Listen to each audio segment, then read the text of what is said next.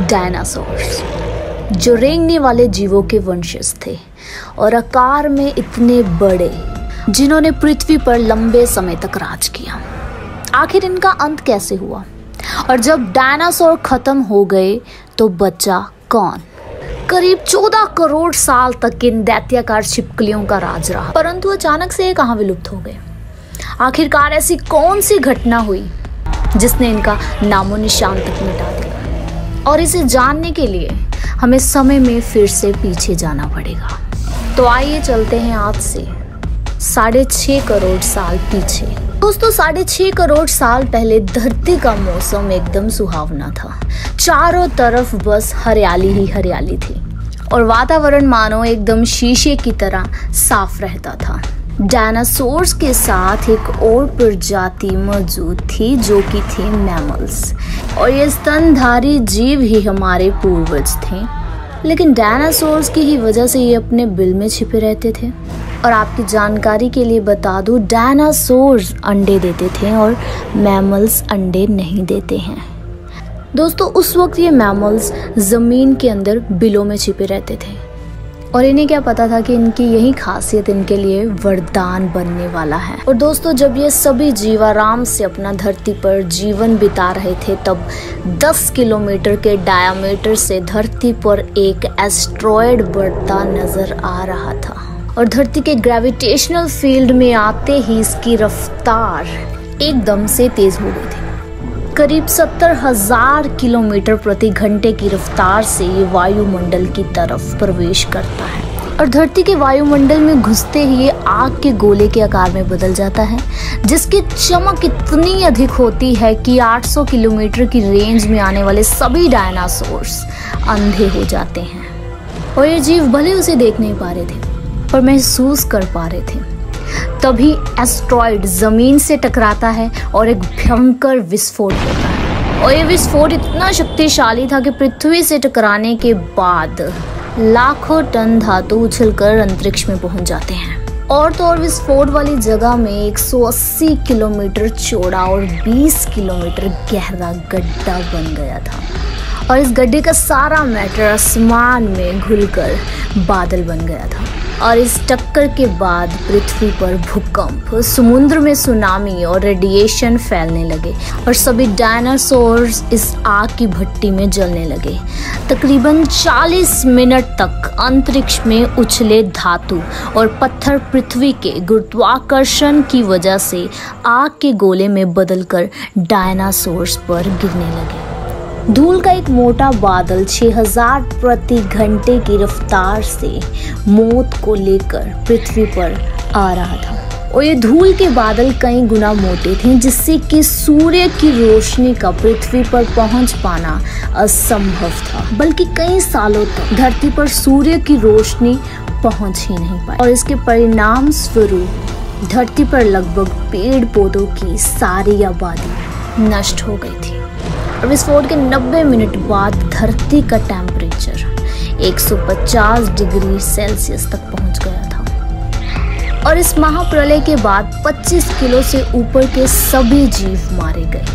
केवल बचे तो बिल में रहने वाले मैमल्स। दोस्तों, इन्होंने खुद को इस महाविनाश से बचा लिया था और अत्यंत गर्मी से बचने के लिए ये जमीन के अंदर रहने लगे और जिंदा रहने के लिए इन्होंने सब कुछ खाना शुरू कर दिया। तो इस महाप्रलय के कुछ लाख साल बाद जब ये पृथ्वी डायनासोर से एकदम मुक्त हो गई थी और धरती पर एक नई शुरुआत की प्रक्रिया चल रही थी और इस नई दुनिया में हमारे प्राचीन पूर्वज समय के साथ साथ विकसित हो रहे थे। ये आकार में बड़े हो रहे थे मगर हमारे जैसे बिल्कुल भी नहीं दिख रहे थे, लेकिन आगे जाकर अभी और भी अन्य प्रजातियों में विकसित होंगे। तो बात करें अगर आज से 4.7 करोड़ साल पहले, धरती का वातावरण पूरी तरह लगभग आज के समान बन चुका था। धरती का तापमान लगभग 24 डिग्री सेल्सियस था और एक एक दिन करीब 24 घंटे का बन चुका था।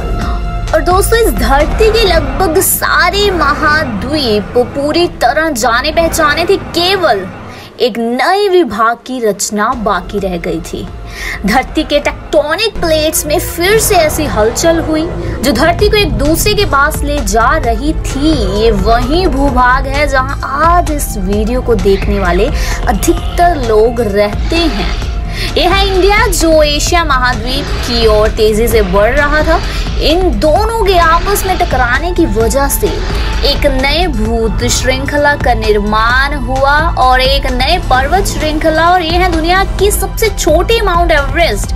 इस पर्वत श्रृंखला में गिरने वाला बर्फ आगे चलकर कई नदियों का निर्माण करने वाला था, जो भविष्य में दुनिया के लगभग आधी आबादी को पीने का पानी मुहैया करने वाली थी। लेकिन यहाँ धरती पर अब भी कुछ कमी रह गई थी। Something was missing. धरती पर अभी कोई चीज लापता थी और वो थे मनुष्य। जी हाँ, लेकिन दोस्तों परिस्थितियां बदलने वाली थी। आज से 40 लाख साल पहले अफ्रीका के पूर्वी इलाकों में एक नए पर्वत श्रृंखला के निर्माण के लिए अवरोध बन गई थी और इसी वजह से यहाँ के जंगलों में बारिश आनी बंद हो गई। इसी जंगल में रहते थे एप्स यानी वानर। ये पेड़ के ऊपर रहते थे जहां उनको खाने की कोई कमी नहीं थी। इस वजह से ये हमेशा पेड़ों पर ही रहते थे। लेकिन अब यहाँ समय के साथ साथ सूखा पड़ने लगा। बिना बारिश के जंगल पूरी तरह साफ हो गए। इन एप्स के लिए खाने की समस्या उत्पन्न हो गई। खाने की तलाश में इन्होंने पेड़ों से उतरने का निर्णय लिया और ये थे दोस्तों एपिटस रेमिटर, जो थे हमारे पूर्वज, जिन्होंने एक बहुत बड़ा निर्णय लिया था। इनका दिमाग एक सेंटर जितना बड़ा था और आकार में ये 4 फीट लंबे होते थे। कई हजार सालों के विकास काम के बाद हमारे पूर्वज अब 2 पैरों पर चलने लगे। Wow, sounds great. और इससे ऊर्जा कम खर्च होती थी। ये चलते हुए भी खा सकते थे। अब इनका दिमाग भी तेजी से बढ़ रहा था। ये धीरे धीरे होशियार बन रहे थे। समय के साथ साथ विकास की भीम चलती रही और इनका दिमाग भी धीरे धीरे बड़ा होने लगा। समय के साथ साथ इन्होंने पत्थरों से हथियार बनाना सीख लिया। अब शिकार करना काफी आसान हो गया था। और आफ्टर सम टाइम बीतने के बाद साथ साथ हमारे पूर्वज ने आग को काबू करना सीख लिया। और दोस्तों आग की खोज हमारे पूर्वजों के लिए सबसे बड़ी खोज थी। ये उन्हें गर्मी, रोशनी और अंधेरों में सुरक्षा देती थी और इसी वजह से अब परिवार भी बनने लगे। हमारे पूर्वज अब साथ साथ रहने लगे और तो और अपने आप को सुरक्षित महसूस करने लगे।